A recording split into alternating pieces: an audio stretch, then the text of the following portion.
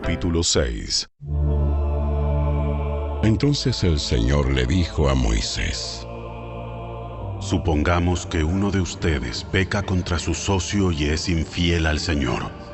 Supongamos que comete una estafa en un trato que involucra un depósito en garantía, o roba, o comete fraude, o encuentra un objeto perdido y luego niega haberlo encontrado, o miente después de haber jurado decir la verdad, o comete cualquier otro pecado como estos. Si has pecado en cualquiera de estas formas, eres culpable. Debes devolver lo que robaste, o el dinero que tomaste mediante la extorsión, o el depósito recibido en garantía, o el objeto perdido que encontraste, o cualquier cosa que hayas obtenido por jurar en falso. Deberás hacer una restitución total a la persona perjudicada más un 20% adicional. En el mismo día, presentarás una ofrenda por la culpa. Como ofrenda por la culpa al Señor, debes llevar al sacerdote un carnero sin defecto de tu propio rebaño, o puedes comprar uno del mismo valor. Mediante este proceso, el sacerdote te purificará delante del Señor, te hará justo ante Él, y serás perdonado de cualquiera de estos pecados que hayas cometido. Entonces el Señor le dijo a Moisés: Da a Aarón y a sus hijos las siguientes instrucciones con respecto a la ofrenda quemada. La ofrenda quemada se dejará encima del altar hasta la mañana siguiente, y el fuego del altar debe mantenerse encendido durante toda la noche. En la mañana, después de que el sacerdote de turno se haya puesto las ropas oficiales de lino y también la ropa interior de lino, deberá limpiar las cenizas de la ofrenda quemada y ponerlas junto al altar. Luego deberá quitarse estas vestiduras, cambiarse a su ropa normal y llevar las cenizas fuera del campamento a un lugar ceremonialmente puro. Entre tanto, el fuego del altar debe mantenerse ardiendo, nunca deberá apagarse. Cada mañana, el sacerdote le echará leña nueva al fuego. Luego acomodará la ofrenda quemada sobre él, y también quemará la grasa de las ofrendas de paz. Recuerden, el fuego del altar siempre debe estar encendido, nunca debe apagarse. Estas son las instrucciones con respecto a la ofrenda de grano. Los hijos de Aarón deben presentar esta ofrenda al Señor delante del altar. El sacerdote de turno tomará de la ofrenda de grano un puñado de harina selecta humedecida con aceite de oliva junto con todo el incienso. Quemará esta porción representativa sobre el altar como un aroma agradable al Señor. Aarón y sus hijos pueden comer el resto de la harina, pero debe ser horneada sin levadura y comida en un lugar sagrado dentro del atrio del tabernáculo. Recuerden, nunca se debe preparar con levadura. Se la he dado a los sacerdotes como su porción de las ofrendas especiales que me presenten. Al igual que la ofrenda por el pecado y la ofrenda por la culpa, la ofrenda de grano es sumamente santa. Cualquiera de los descendientes varones de Aarón podrá comer de estas ofrendas especiales presentadas al Señor. Es su derecho perpetuo de generación en generación. Cualquier persona o cosa que toque estas ofrendas quedará consagrada. Entonces el Señor le dijo a Moisés: El día en que se unja a Aarón y a sus hijos, ellos deben presentar al Señor la ofrenda usual de grano de 2 litros de harina selecta. Se ofrecerá la mitad por la mañana y la otra mitad por la tarde. Debe ser mezclada cuidadosamente con aceite de oliva y cocinada en un sartén. Luego, esta ofrenda de grano la cortarán en rebanadas y la presentarán como un aroma agradable al Señor. En cada generación, el sumo sacerdote que tome el lugar de Aarón deberá preparar esta misma ofrenda. Le pertenece al Señor y debe ser quemada totalmente. Esta es una ley perpetua. Tales ofrendas de grano hechas por un sacerdote deberán ser quemadas por completo. De esa ofrenda nadie deberá comer. Entonces el Señor le dijo a Moisés: Da a Aarón y a sus hijos las siguientes instrucciones con respecto a la ofrenda por el pecado. El animal que se presente como ofrenda por el pecado es una ofrenda sumamente santa y se debe matar en la presencia del Señor, en el lugar donde se matan las ofrendas quemadas. El sacerdote que ofrezca el sacrificio como una ofrenda por el pecado deberá comer su porción en un lugar sagrado dentro del atrio del tabernáculo. Toda persona o cosa que toque la carne del sacrificio será santa. Si la sangre del sacrificio llegara a salpicar la ropa de la persona, la ropa manchada deberá lavarse en un lugar sagrado. Si se usa una olla de barro para hervir la carne del sacrificio, luego habrá que romperla. Si se usa una olla de bronce, esta deberá ser restregada y bien enjuagada. Cualquier varón de la familia del sacerdote podrá comer de esta ofrenda.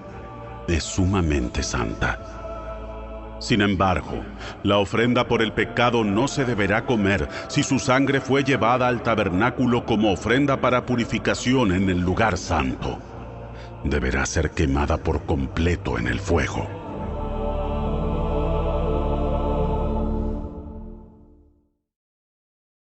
Capítulo 7. Estas son las instrucciones para la ofrenda por la culpa, la cual es sumamente santa. El animal sacrificado como ofrenda por la culpa se debe matar en el lugar donde se matan las ofrendas quemadas, y su sangre debe ser salpicada por todos los lados del altar. Después, el sacerdote ofrecerá toda la grasa sobre el altar, que incluye la grasa de la cola gorda, la grasa que rodea las vísceras, los 2 riñones junto con la grasa que los rodea cerca de los lomos, así como el lóbulo largo del hígado. Todo esto hay que quitarlo junto con los riñones. Y los sacerdotes lo quemarán sobre el altar como una ofrenda especial presentada al Señor. Esta es la ofrenda por la culpa. Cualquier varón de la familia del sacerdote podrá comer la carne. Debe comerla en un lugar sagrado, porque es sumamente santa. Las mismas instrucciones se aplican tanto para la ofrenda por la culpa como para la ofrenda por el pecado. Ambas le pertenecen al sacerdote que las usa para purificar a alguien, haciendo así que la persona sea justa ante el Señor. En el caso de la ofrenda quemada, el sacerdote podrá quedarse con la piel del animal sacrificado. Toda ofrenda de grano que haya sido cocida al horno, preparada en una cacerola o en un sartén, le pertenece al sacerdote que la presenta. Todas las demás ofrendas de grano, ya sean de harina seca o harina humedecida con aceite de oliva, se repartirán equitativamente entre todos los sacerdotes, los descendientes de Aarón. Estas son las instrucciones con respecto a las distintas clases de ofrendas de paz que se pueden presentar al Señor. Si presentas una ofrenda de paz como una expresión de acción de gracias, el animal de sacrificio acostumbrado debe ser acompañado de varias clases de pan preparados sin levadura, panes planos mezclados con aceite de oliva, obleas untadas con aceite y panes de harina selecta mezclada con aceite de oliva. Esta ofrenda de paz por acción de gracias también debe ser acompañada de panes hechos con levadura. Un pan de cada clase deberá presentarse como ofrenda al Señor. Estos panes pertenecerán al sacerdote que salpica la sangre de la ofrenda de paz contra el altar. La carne de la ofrenda de paz por acción de gracias deberá comerse en el mismo día que se ofrece. No se permite guardar ninguna parte para la mañana siguiente. Si llevas una ofrenda para cumplir un voto o como una ofrenda voluntaria, la carne deberá comerse en el mismo día que se ofrece el sacrificio, pero lo que quede podrá comerse al día siguiente. Toda la carne que quede hasta el tercer día deberá quemarse por completo. Si al tercer día se come algo de la carne de la ofrenda de paz, la persona que la presentó no será aceptada por el Señor.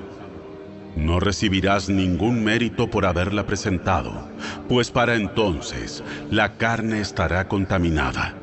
Si la comes, serás castigado por tu pecado. No se permite comer carne que toque cualquier cosa ceremonialmente impura. Deberá quemarse por completo. Se permite comer el resto de la carne, pero solo por los que queden ceremonialmente puros.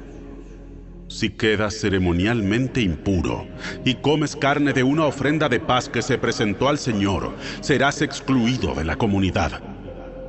Si tocas cualquier cosa que sea impura, ya sea contaminación humana o un animal impuro o cualquier otra cosa impura y detestable, y luego comes carne de una ofrenda de paz presentada al Señor, serás excluido de la comunidad. Después el Señor le dijo a Moisés: Da las siguientes instrucciones al pueblo de Israel. Nunca deberás comer grasa, ya sea de ganado, de oveja o de cabra. Nunca deberás comer la grasa de un animal encontrado muerto o despedazado por animales salvajes, aunque puede usarse para cualquier otro propósito. Cualquiera que coma la grasa de un animal presentado como ofrenda especial al Señor será excluido de la comunidad. Donde sea que vivas, nunca deberás consumir la sangre de ningún ave o animal. Todo el que consuma sangre será excluido de la comunidad. Jesús fue al lago con sus discípulos, y una gran multitud lo siguió. La gente llegaba de toda Galilea, Judea, Jerusalén, Idumea, del oriente del río Jordán, y de lugares tan al norte como Tiro y Sidón. Las noticias sobre sus milagros corrían por todas partes, y una enorme cantidad de personas llegó para verlo.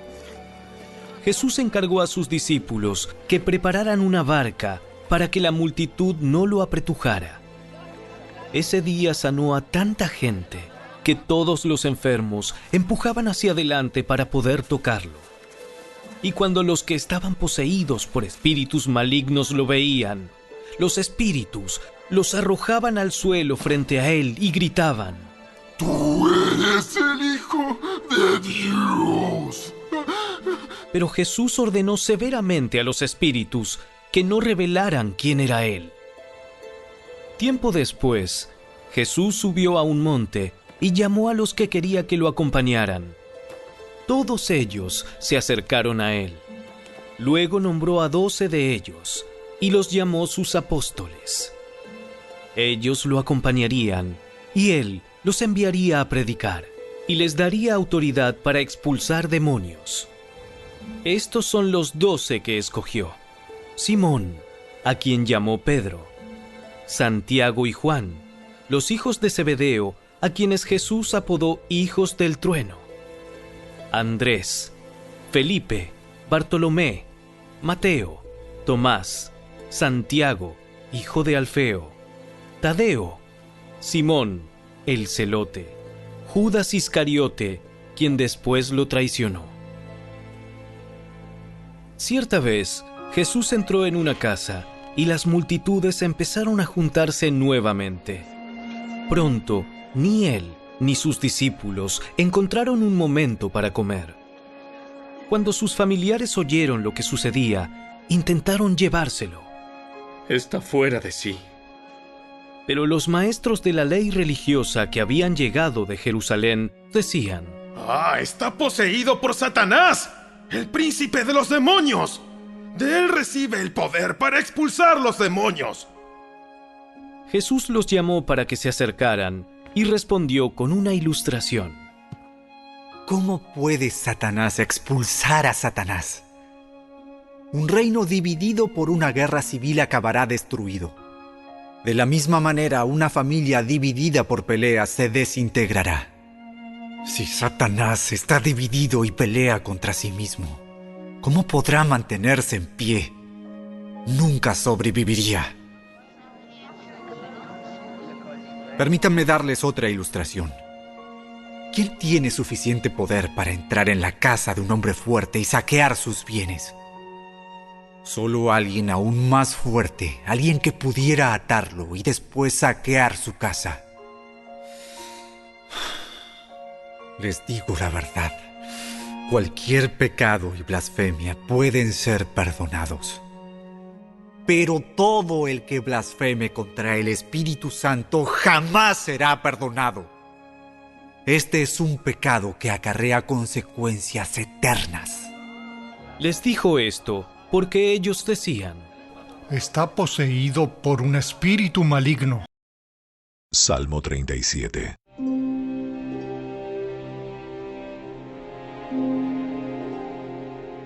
No te inquietes a causa de los malvados, ni tengas envidia de los que hacen lo malo, pues como la hierba, pronto se desvanecen, como las flores de primavera, pronto se marchitan.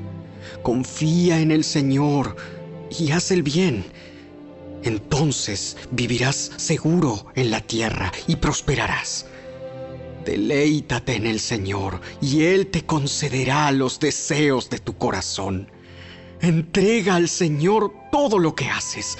Confía en Él y Él te ayudará. Él hará resplandecer tu inocencia como el amanecer, y la justicia de tu causa brillará como el sol de mediodía.